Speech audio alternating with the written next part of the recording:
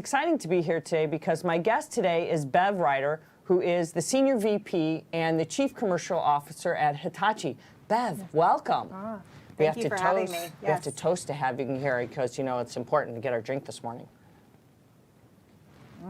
Because you know it's noon somewhere. So let's talk about, you have an amazing career. Thank so you. What I want to talk about is explain your journey, because most people aren't an attorney and then don't do their job as an attorney and then do an amazing career and get into the Internet of Things, but do all kinds of things. So help us understand what you're doing today at Hitachi and how you ended up getting to Hitachi. Wow. From going to GE, being an attorney, not serving actually the role of attorney, and now I think kind of serving in a sales role, managing sales, but I'm not quite sure. Tell everybody, talk about this journey. Wow. Because this is a big one, and an expansive one, an exciting one. It is. So ever since I was a little girl, I expected to take a straight road. I was very black and white and inside the box. And somehow my career has zigzagged all over the place. I don't really know how that happened. I know I created it. I'm a yes person instead of a no person. So anytime I get asked to do something, I tend to say yes. I started at just wanting to do business, and my big goal at the time was to work for Procter & Gamble, and I got that as I was coming out of college, and then decided, well, I'd been thinking about law school, maybe I'd go to law school. I finished law school. It was a great experience for me, but what I learned in law school is that I was good at taking organizations and helping them change. My dean of my law school really wanted to move the law school in a different direction, and she tasked me to help with that from the student side. And so she was truly my first great influencer in my life. Her name's Joan Watt, and she made me think outside of you can do anything you want to what is it that you like to do. So it's the idea of inspiring you to be you instead of thinking inside the box, which law school is very rigid. You have to follow certain rules. And what I'm taking from this is you're not a rules person, yet you want to do a lot of different things. Yes, but yet law school was maybe a little too rigid in some ways. I think that it was, but I didn't know that at the time. I spent the first probably 20 years of my career being very rigid myself and staying inside my box in black and white. And even though I was zigzagging, I didn't realize yet I was zigzagging. Now I know I did. So I really went to where I thought there was a need. It didn't matter if it was in law or then when I went into telecom.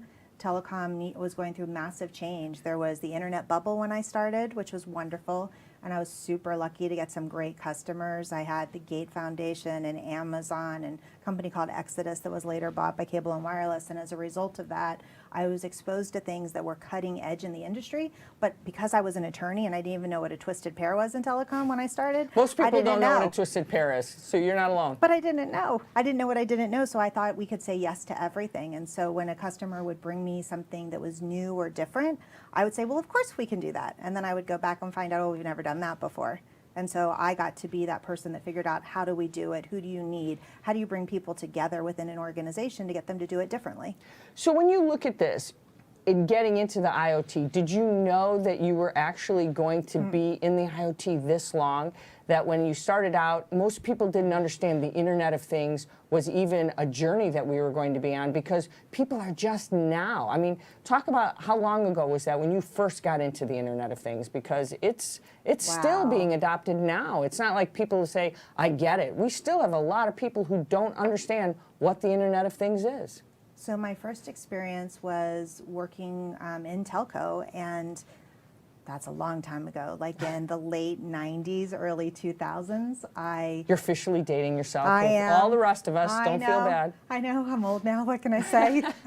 I don't think that's true, but you're very experienced with the IoT. But Amazon wanted to take book selling to the internet. And so that was my first quote-unquote Internet of Things experience. Amazing, right? Nobody thought that it could be done. Look at us now. Look at Steve Bezos. He says he thought it could be done, right? Right. So then from there was a bunch of mergers that happened in telecom. I was there for 12 and a half years. I had this great leadership team that took me along and helped me grow and expand, and CenturyLink was about to purchase us, and so I left, and so did my husband, and we went and we started a company.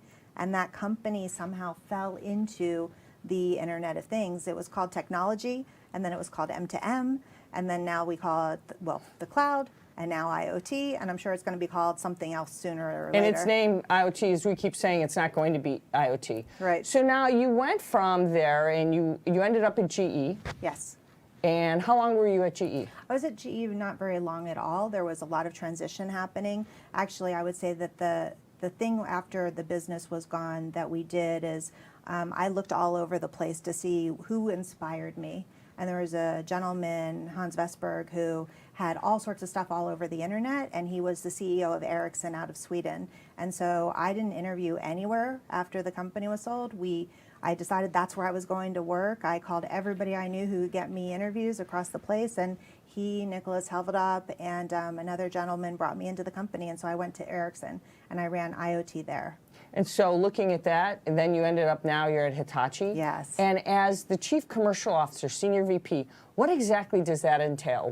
Because you're traveling a lot. You're doing a lot of things. What does that actually mean? I think it means different things depending what company you're in, first of all. So nobody who's listening to this think this is the way it is everywhere, because it's really just a title. It's about helping all of the different organizations, and Hitachi has like 900 of them across the world, but it's helping them understand what assets they have that they can bring together with other assets within Hitachi to deliver a business outcome to a customer. And it's my job to help mediate between all of that. It's my team's job to be the subject matter experts based on the industries that we're concentrated on, and then also to run part of that IoT sales organization and business development. So maybe I should be saying, what's it like working for a Japanese company then? Because that's where the difference comes in. It's not necessarily working for an American company. It's really your philosophy of IoT for a Japanese company, right? It's different. That's what you're saying. It definitely is different. In fact, it might be my favorite thing I've done so far in my career. Why? Why? Because they're patient. And there's a strategy and a methodology to how they think and where the company's going and how they're getting there. So they plan in 3-year blocks, but there's also a 10-year plan and a 20-year plan. So there's a whole pathway, and you can figure out how you can move the ship that's over here and make it avoid an iceberg in order to go in that straight line that they're trying to do. And they empower you to do that. How does it work when technology is moving so fast to plan in 3-year blocks like that? Because it's an ever-moving, transformative time we're in.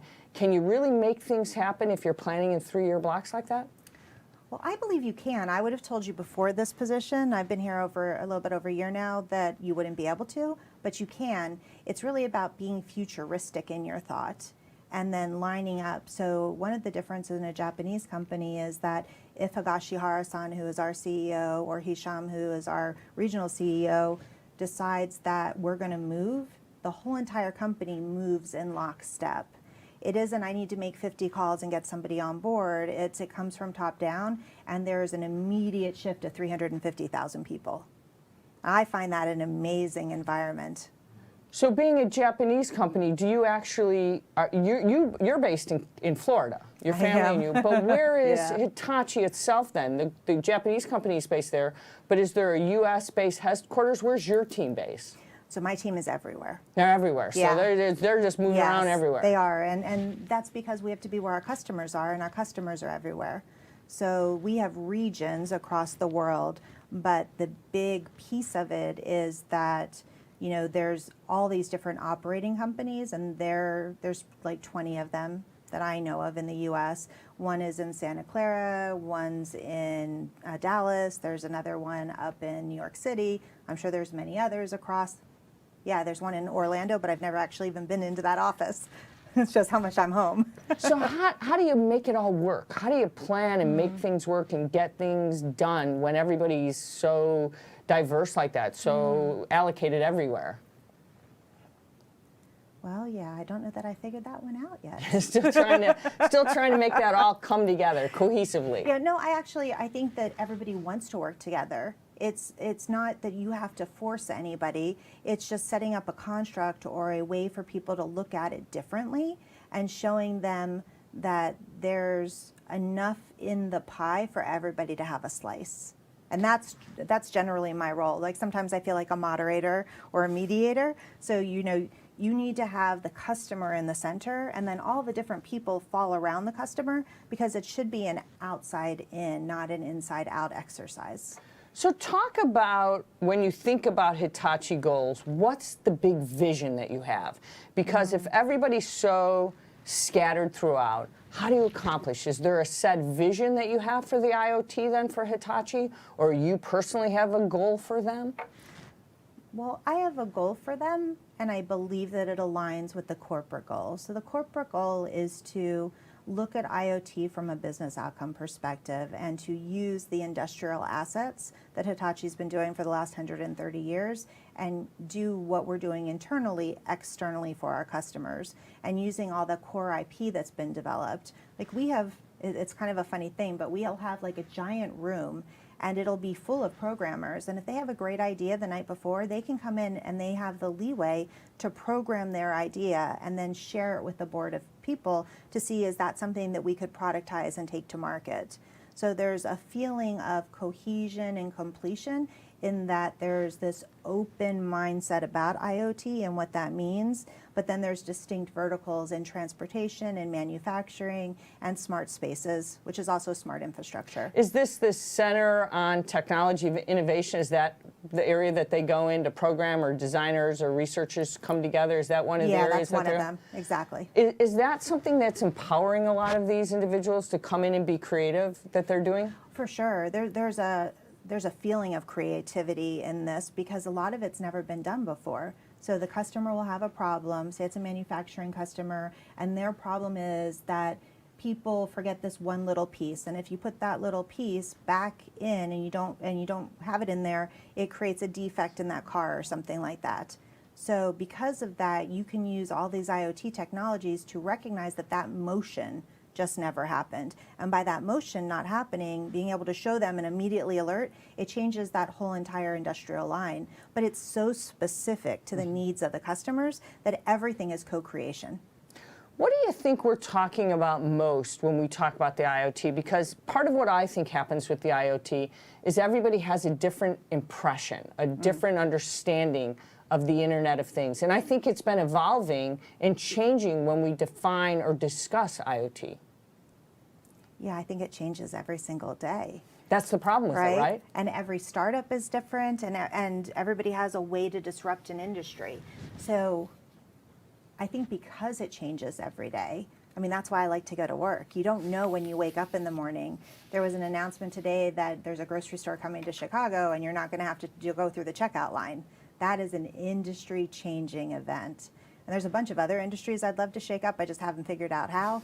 But, you know, it's fun to watch it. You know, even hotels with Airbnb or all these different industries, Uber versus taking taxis, right? All of these are industry-changing events. And so if you can just get in front of what the next one is, you really can make a difference in the world. So are we delivering on the hype then? Because we're saying we're doing some changing things, but we've talked a lot about the hype over the years. Yeah. Are we finally delivering on that? Yeah, because I think you can monetize now, where before you couldn't. Before it was the idea of it and the publicity of it and bringing attention to their companies, where today you can actually go in and take that problem and fix it. And I think being able to fix the problem that either reduces productivity or efficiencies, decreases the cost of getting things done, all of those things are real and tangible. You may not be able to see them. It's not a widget like this glass that I can sell them, but I can solve your problem that's costing you X dollars. So there's a monetary output now. Is that the idea that service is behind it, that monetization being that you're delivering a service that can be rewarded that way, in that monetization? Yeah, so services in some sense, but also, like I was talking about before, on a delivery line, say it's a quality assurance type of thing, and every single day this person has to go, and it takes them a whole entire day, it's somebody's full-time job, and they go every 20 minutes and write down, and then that gets typed into a computer on a spreadsheet, and then those spreadsheets go to somebody to look at them to see if there's anomalies. Now all that can be done by cameras and algorithms. So you've reduced the cost of doing something and the accuracy is increased, which then decreases your defects. One of the things you and I have talked about is that everybody who delivers, I shouldn't say everybody, but there's a lot of companies, one of the things they've talked about is they offer a platform. and everybody offers it. Yeah. Have we gotten past that of saying, I have a platform I'm going to deliver that's going to help, solve your world ailments? Yeah. I mean, are we still saying that, and that's the confusion of what the IoT is? We are definitely, everybody's still saying they have a platform. And Is the that the number problem? of platforms, yes, is growing day by day, but not all platforms are created equal and they don't all do the same thing. Really, it's layers. So if you think about like Legos or pancakes, I hear them called both, but you stack them on top. So if you want a really good breakfast, you're gonna have a stack of 8 pancakes. It takes 8 different platforms in order to make really the whole solution. It really should be, what do I need to have my outcome? What is it that I'm trying to accomplish with IoT? Therefore, what elements do I need from the so-called platform? So it's never we have one a platform platform. too. So it's never one platform. So the concept of a platform is misleading because there's never one platform. It's the layer within that platform, you're saying, or Yes, the Lego. There's no platform out there. Like we have Lumada, and Lumada is a great platform, but it's a platform that does specific things for IoT. It's giant analytics. It's doing true algorithms. It's heavily industrial focused and transportation focused right now, and expanding out from there. Other people have device connection platforms, and it allows you to move your devices around and activate them and deactivate them. And you can see those two things are completely different, but everybody calls them a platform. So for us, Lumada has changed into a concept where there are the nuts and bolts behind it, but it's really about, it's more of a let's Lumada as a verb. So let's do IoT together, let's change together, let's figure out what's best for you and your business together, and that's what Lumada is. So we're offering Lumada, Yes. and we say, so we're offering this technology, this wisdom. What concerns you about the future? Is it that we don't have enough resources, we don't have the right technology? When we look at this and we talk about customers, what is it that's most concerning for you that we're not offering or that we should be offering that we're still not there yet when we think about the Internet of Things? What worries me is that here in the Americas especially, we're not keeping up with the progress that's happening in the rest of the world, and that people are ahead of us. And I see it on a regular basis in a different way than others do, but I see different companies moving faster where we still haven't figured out a way to digitize the data. So we need to figure out what those stepping stones are. And because our workforce is aging, it worries me that the people that know how to do it, who can help us craft a technology solution that will make it easier, faster, better, more productive, more efficient, are going to retire or are going to leave the workforce. And we're not going to be able to get that mindset and mind share that's needed to come up with the solutions to keep up. So why are we behind other countries who understand digitization? We talk about this and we write about it, we hear about it. Why aren't we getting what digitization really means? I think we are, but sometimes it'll take years to go through the step-by-step progression.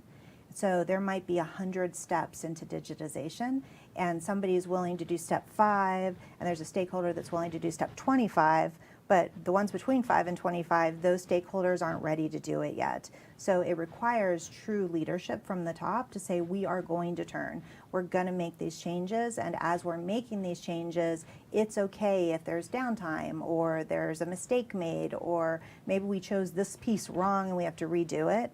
We have in here especially a fear of that change. So we fear change. That's part of our problem as Americans. Change we're not comfortable with. Well, I don't want to diss up my whole entire American population. I love you all if you're watching this. But I do think that we fear change more than others. We're not as open to it, and it's taking us longer to do some of those things. So let's shift a little bit and talk about you as a leader. How are you as a leader? Because you're someone that has to make change. You have to make key decisions. Yeah. How do you do that every day? I try to lead by example. It really has been my mantra for a long time.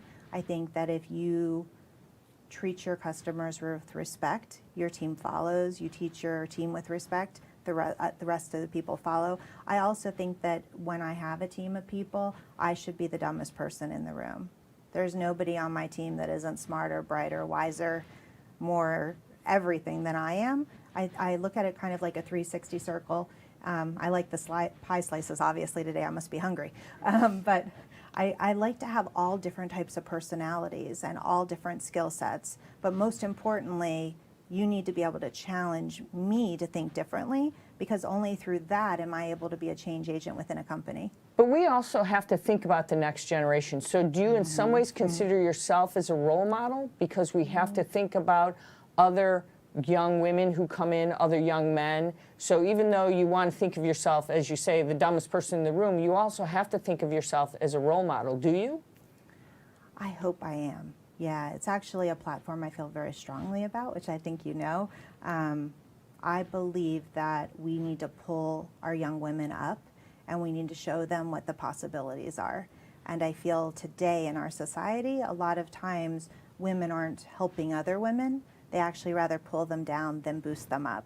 So I try in this area to be very vocal about it, as well as to be a role model for those women. So what's important to you? Is it the mission? Is it the vision? What do you try to focus on? Because if you're saying you want to encourage your staff, you want to be, so what do you focus on most then within your organization? Yeah, it's actually neither of what you said. It's being there and doing it, showing. It's all about showing it and being able to be that person that's in the field, in front of it, evangelizing, doing all the things that I'm asking them to do so that they can follow suit, right? I need to be the hardest working person on the team, because if I'm not, then I'm being hypocritical. But then you have to make sacrifices. Being the hardest person requires sacrifices.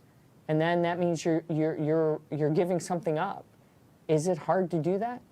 Because you can't do it all. This isn't like a Barbara Walters make me cry session. Well, I'm trying not to, but it's the reality, right? I mean, Yeah, let's look at it. There's sacrifices sometimes definitely. you don't want to, and I mean the reality is it's going to be, and that's hard. And I'm certain if I brought your 3 children in here, they're going to say you have to give some of those sacrifices. But in order to be what you want to do, to give them the great life you want to teach them, you have to make those sacrifices, right? Yeah, so with But do they get it? Sometimes. Yeah, that's tough, right? Yeah. So with age, though, I've come to terms with it a little bit more. I understand that it is a sacrifice and I can't do it all. I used to try when I was younger to do everything.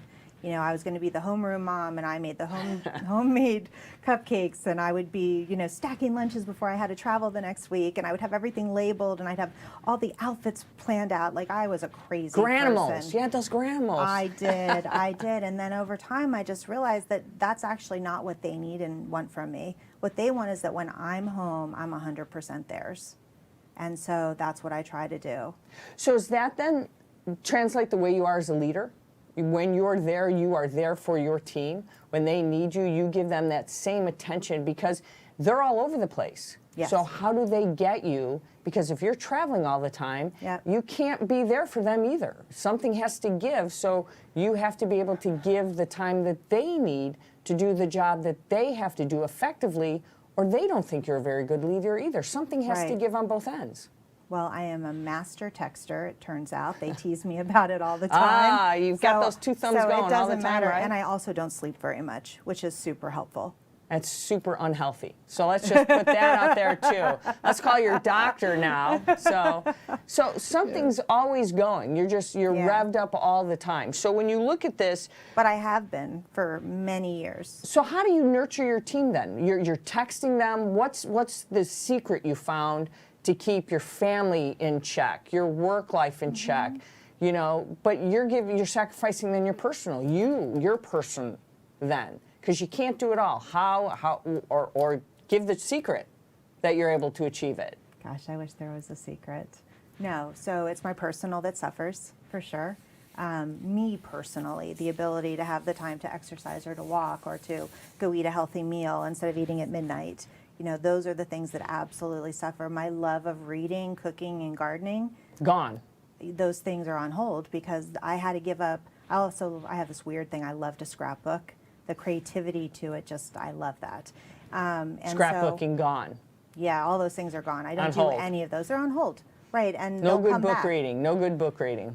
Yeah, unfortunately not. you know. No, if I put up a book, I get to page 5 and I'm asleep because I'm I so can tell you, I tired. can attest to that. I turn a movie on at night, read a page, gone, out sleeping. Yeah, Yeah. I can attest to that. But that's okay with me because everything else is so much more important to me. Hitachi's my last thing that I'm doing. So I know this in my career when this is over, if it's 2 months from now or 10 years from now, I'm done. And so I want to make a substantial, significant change. And I think I can, and I believe that the team that I work with, I have phenomenal men and women on the team, my peers as well as my leadership and my team itself. And I believe that if we do it right, we can change the world. And what an amazing opportunity. So talk about that. What can leaders do today to actually be better leaders? Because we've got a lot of bad leaders out there. And we see it every day on the headlines, and we've got a lot of bad news. What can they do to be better leaders, and how do you become that role model that you talk about? What do they need to do? What advice would you give someone out there? That you have to have your team first, and the team comes before you, right? When you're on the uphill climb and you're looking for your next big thing, or it's about you, it's a completely different type of leadership than when it's about your team or your leader, right? When you take yourself out of the equation, which for me now, I'm not on any climb and I don't need to go anywhere, I feel like I'm better for them because it's all about them. Because you asked before, how do you create that team? That's because when they need me, I have their back. And when I get on my team calls, I mean, if you go on vacation, you better be on vacation, right? It took me a long time to learn that, but you need to do it. You know, if something happens with your son, I'm going to be the first call you get. Like it's about having their back at all times, and you need to be the one to fall on the sword. I never say, oh, so-and-so did that wrong. I say, what could I have done differently? What could I do better? And whenever I have to let somebody go, I take that as a personal failure. That's on me because I wasn't a good enough leader to get them where they needed to be. How do you foster then creative thinking? So I'm in the process right now, and I have done this now twice in my last 2 positions where I had to look at that millennial generation and figure out, first of all, what is it that I can offer them that makes them want to come to me instead of Google? Right? There's a slide. A lot of people want to go play time. Right. It's a play environment. What can you offer? And how do you compete with that? Because it's a competition for sure for great talent right now.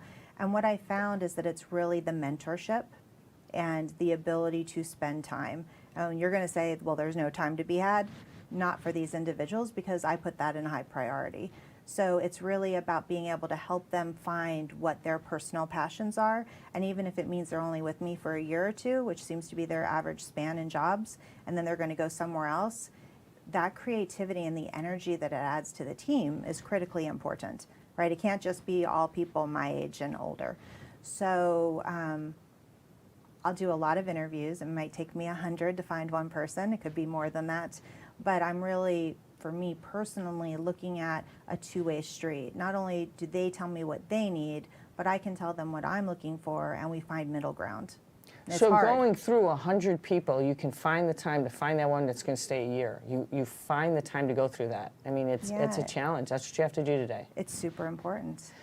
Talk about women. Right now, we find that younger women achieving their better selves. We talked a little bit about that earlier. We're finding that there's not enough women in the industry in technology, and it's still we can't get them. And there's less women coming in now. We thought we had a climb, we were boosting. Now we're going back to the decline again. What do we need to do to encourage women to get back into this industry that you love so much, that we're talking about? Yeah, I think it starts much much than when they're getting out of college. I think it starts in the end of elementary school and home life. I think first of all, it's setting examples in our own households. The thought that we can do it all, and that's how we brought up this last generation, I think that it needs to change a little bit. It needs to be, you know, what makes you happy and how do we get you there? Instead of our expectation is you're going to be married, have babies, be the top of your career, make the cupcakes instead of buying them at Publix, like whatever those things are, we have to change that conversation into finding their personal joy as they're going along. And I think that that's how to get more. I also think that there's this culture right now, and it bothers me a lot, of young women hurting young women. And the social media holding aspect, them back and and pulling them down. It's not cool to be smart. It's not cool to be intelligent. It's a different kind of bullying. intelligent. It's a different kind of way of keeping women down. Yes. Not encouraging them, building them up, not networking and inspiring them. Yeah, and it used to be that if you found a like group of women, Your own tribe, so to speak. exactly, and there was your core group, and that core group stays with you throughout your life. Now it seems to be morphing into an ever-moving, changing group of people. So you don't have that backup on your bad days. And I think when you don't have that backup on your bad days, it makes it easier to then just shift. Men have always done that. They've found a way to build and buddies that they've Yeah. shared, and women have just not found that group that they need to do. Let's talk about your personal life. I mean, we've talked about you had a really great support system growing up. I did. Your mom, your grandparents, your grandfather. What an influence he was on you. How important is that we're just talking about that support system that women need, but how is it for you? Because that's really kind of giving you the confidence, and almost the confidence you want to have your children have as they're growing up, because you've got some teenage children. Yeah. But talk about how that influenced you to the woman you are today. Wow. Now it is a Barbara Walters moment, right? It is. So, Should we get the Kleenex? We might have to you have might our need producer to. do I have that to right go now. now. It's been amazing. My life, I'm so very fortunate for the people that have been in my life, both my immediate family as well as my mentors. I've had phenomenal mentors as well throughout my career, and plus I have a great husband who's totally 100% supportive of me, if not more. But I would say back We in might my have to formative, get Dave on here. We might Yeah. have to have him talk here. in my formative years, my mom had a work ethic like I had never seen. She was a young mom. She had 2 kids and somehow worked full time and went to school full time. So I come by it in that light, right? That's what she taught me. That's what I saw my whole life. So from the time I was a baby on until I was in college, she was going through various degrees, and she has tons of them. I don't even know what they all are, but there's a lot of them, a lot of education. And but she always also worked full time to put bread on the table for us. So my brother and I were really lucky in having that work ethic, but because of that, I got that early on.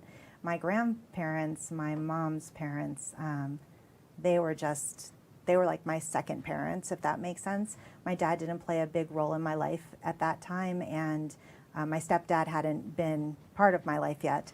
And so my grandpa was my dad, and he really believed in me and pushed me up. He had businesses, he was entrepreneurial in nature, but he loved me like no other. He just thought that I was all that. He smiled. You could feel him smile as I came into the room, and that just gives you this inner strength, I think. I tend to be very resilient anyway, but he gave that to me.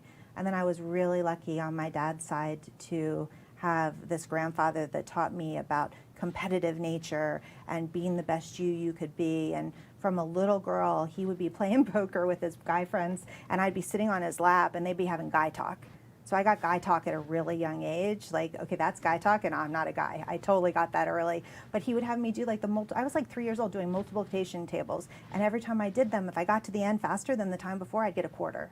And so I became inwardly competitive instead of externally competitive. And I credit him for that. I could have been externally competitive, but I really wasn't. And then I did some competitive gymnastics, which he also really supported.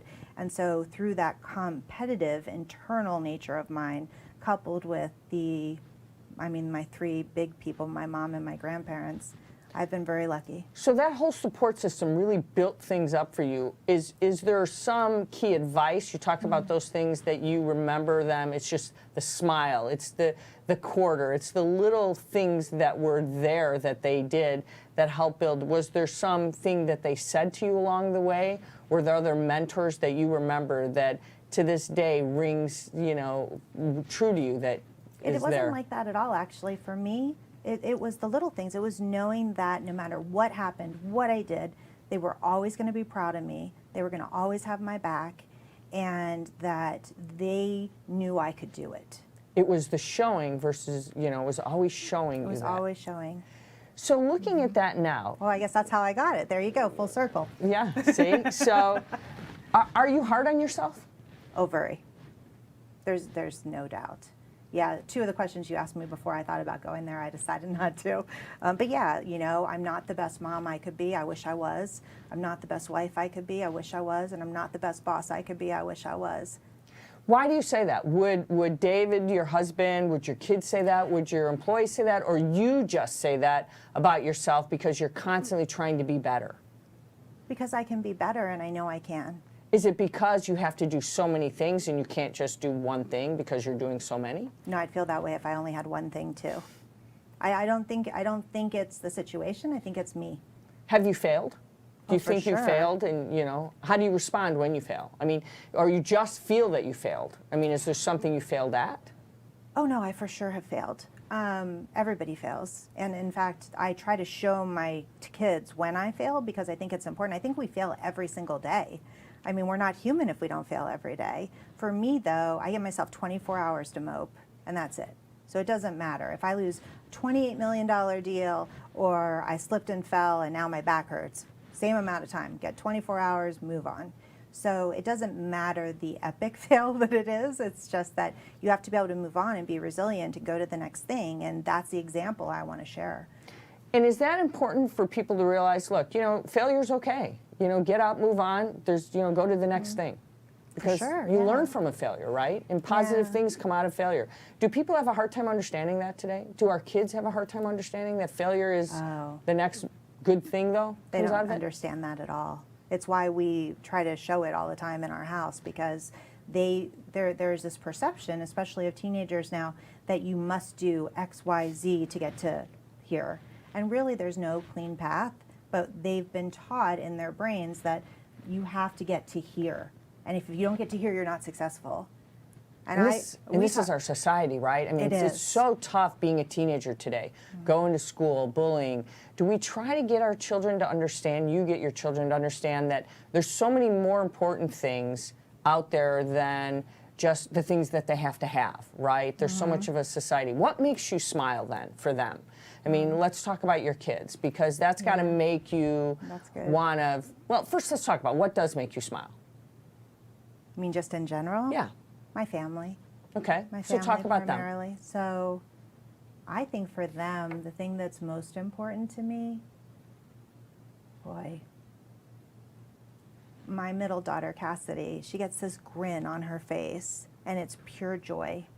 It's the other two don't do this. So But Cassidy's 16. yeah, so she's 16, sorry, she's 16. And she just gets this joyous look when she's playing basketball and she makes a basket, or when she's doing water polo and she's been out there for 45 minutes and is exhausted, and then she can push one of those girls under the water that's been mean the whole time. Like, the joy is just real.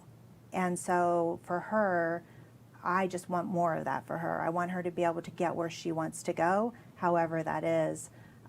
For my youngest son, it's when we get to be nerds together, which is, he's 13. And Cole. Yeah, Cole. I'm sorry. So Cole, Cassidy is the middle one at 16, and Samantha is the oldest at 22. But for Cole, now I look up to him. So every time I look up, it makes me smile, because when it started, he was like, right, he was so low to the ground, and now I have to look up at him. But we like to be nerds together, so we'll talk about, you know, how this is programmed or what this is, and he's going to go into technology or architecture or something because he's so spatial. That's really fun. And then for my oldest, it's watching her become not just a young woman, but a young woman with purpose. She's super nice. She does a lot of things for her friends. Watching that nurturing side of her come out at this age. And she's very entrepreneurial, which is a super big surprise. It's recent, and it's a big surprise. So all those things make me smile. So family is important to you. Yeah. You like to, and one of the things you mentioned early on is taking downtime on vacation. Yeah. So that was the thing, because that's something that your husband taught you about, because you did not know how to relax on vacation, that you're trying to instill that even in your employees, because you didn't know how to relax on a vacation. Do you know how to do that now? Really take a vacation? Are you still learning? I'm learning. I'm still not all the way good at it. I can't stay off of email for an entire week. I just can't do it. And some people can take 2 or 3 weeks, and in Europe they take 6. Like some of my people. We need to learn from them. Oh my gosh, wouldn't you love to take 6 weeks off? I would feel like I just got fired if I took 6 weeks off. I couldn't do it. But yeah, I think that I'm trying to instill that in everybody, because I learned it so late in life, I feel, and it's taken him so long to wear me down, where I get that it's really important for me and for my psyche. Where do you put your phone at night? Not where it should go. So it's on the nightstand is what Yes, you're it saying. is. See? So you still haven't. So you Calling me react you react to the ding still, see? So I turn off the ding when I'm abroad. Okay. Because if there's a 14-hour time difference, then it's 2:03 in the morning. But we have a deal now, so my husband David will have his on if I'm abroad so that I don't have to worry, and then he'll call the hotel if there's an emergency. But I like to be there because I'm not always there. If Cassidy has a chemistry homework and she wants to FaceTime and let's do your homework together, then I want to be there to FaceTime with her, even if it's 2 in the morning. I can't help it.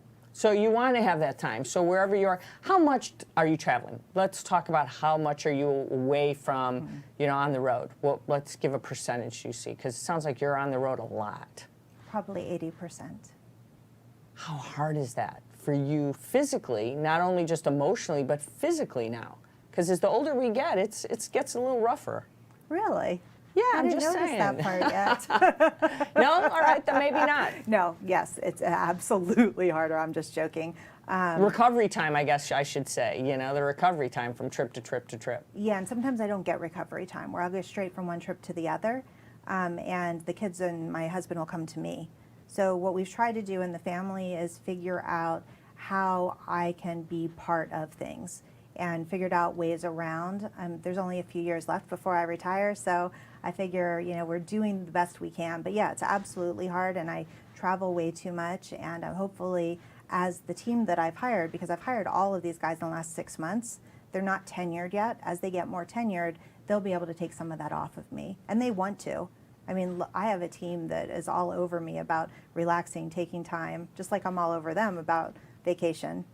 So the idea is now, if I were to ask your brother about family time, because he likes it when you spend a little time, would he say you've gotten better at No. relaxing? He would never say I got better, no. He's my brother. He always wants you to spend more time with him. How much time do you get to talk to him and spend some time? Is it always just family time? He's never going to say you get enough time with him because he's your brother, right? Yeah, and he has a full life as well. So he's in Seattle, so he's about as far from Florida as you can get. And I've actually looked for more customer engagement in that area so that I'm able to see my family more because my mom and dad are there as well. So he always wants more time. But I just spent a bunch of time with him, so I think he's had his quotient now. He's like, okay, big sis, go away. Because I am like the big sis. I can't help it. I'm 3.5 years older than him. And so I always want to tell him, oh yeah, if you did this, you'd be happier, blah, blah, blah. So what's your favorite vacation spot? What do you like to do when you vacation? Switzerland. Switzerland. By far my favorite place on earth. Where would you retire to? If I was in Switzerland, well, we're going to retire to North Carolina. Okay. Pretty Love certain that. of that. I'm alongside of you there. I'm with Yep. you on that. But if we could, if they took expats and didn't throw you out after so many months, we would go to the Lauterbrunnen Valley in Switzerland, which I believe is the prettiest place on earth. How often do your kids get to vacation with you or go places with you? Oh, we do it all the time. All the time. You've Yeah. taken them so they get to see, as much as they don't get to see mom, they get to see a lot of the places and travel. Yeah, so what'll happen is I'll be in a place for a week, and especially over the summers, we can take them. And so they'll see me before I leave in the morning and after I get back at nighttime, and then they get to go do all the touristy things during the day. So do they like it? Or sometimes they go, no, Mom, you just go. We don't want to go to this trip. No, in fact, my son is upset that I'm going to Japan for the 7th time, and he's still not coming. Like, he wanted me to take him out of school and take him to Japan. I mean, he's a little bit older. Let's talk about, one of the things we talked about family is, in today's generation, it's a lot about materialism. One of the things you've wanted to instill when we talked about is for your children not to think about just materialism, to give back, to think about society. Yeah. How important is that for you to achieving that goal with your family and hoping that we can do that with next generation, to think about future generations, what we have to think about, that we have less water, that we have things that are happening. Are you having success with that with your children, for them to really understand that? Because I think it's the 3 C's for you. It's caring, family, it's community, you're working with your business, and I always say it's conservatism, conservation. Yeah. Is that really where you see your life and what you hope your legacy would be? Yeah, I'd say David and I have 2 core beliefs. One is that you should always give back, and the other one is we want our kids to be happy in a way that makes them happy, not us happy. So we're not pushing our agendas on them. From a sustainability perspective, we're big in this area. Yeah, we expect them to volunteer, we expect them to give back, We expect them to be part of something bigger than themselves because they're very lucky to live such a privileged life, and they should never take it for granted. We're doing pretty good on the consumerism, 2 of 3. I won't point out who is who. They'll know when they see this. Uh-oh. Mom. I know. But I think that it's a hard thing because it's all with the social media, which is great for a lot of things. I think it makes everybody present their best selves instead of their real selves. And so it's hard for them to differentiate at young ages of what's real and what's a put on. So let's think about this. You guys are big football fans. Are you all love to stay in Florida State, or Yes, do you we do. argue? So everybody roots at the same time? Everybody's Florida State. You can't live in the house and not be Florida State. Kick them out if they're not rooting for Florida State? That's what happened? How Well, did it I'll happen? tell you this, and I'll tell the whole audience, I hope some of our UF fans see this, or friends, but if that's the one college in the country we will not pay for. That's it. And they know that. They Okay. can pick any of the other 1,300, but not that one. Not that one. So, favorite quote. Do you have a favorite quote that you live by? Everybody told you that you say, hey, you know what, it just is a mantra in my head. Yeah, but I can't attribute it to somebody else. I think you should always have a plan B. Great idea. Always have a plan B. Yes. Why do you think In that? every aspect of your life. I think that you need to be able to look at things from different angles. And if you have a plan B, that means you looked at it from a different angle. Whether it be your career or your parenting style, you know, plan A works for child 1, but not for child 2. School works for child 2, but not for child 3. It's just a different type of way of looking at a problem or looking at a situation. We've talked about a lot of things today, and it's Yeah. been really great. But I want you to leave our audience with 3 adjectives that you think best describe you. What would they Oh, me? Resilient, happy, and thoughtful. Well, and that's what we're going to say. Bev Ryder, thank you so much for spending time with us Thank you, today. Peggy. I appreciate Cheers it. on what it Cheers. takes.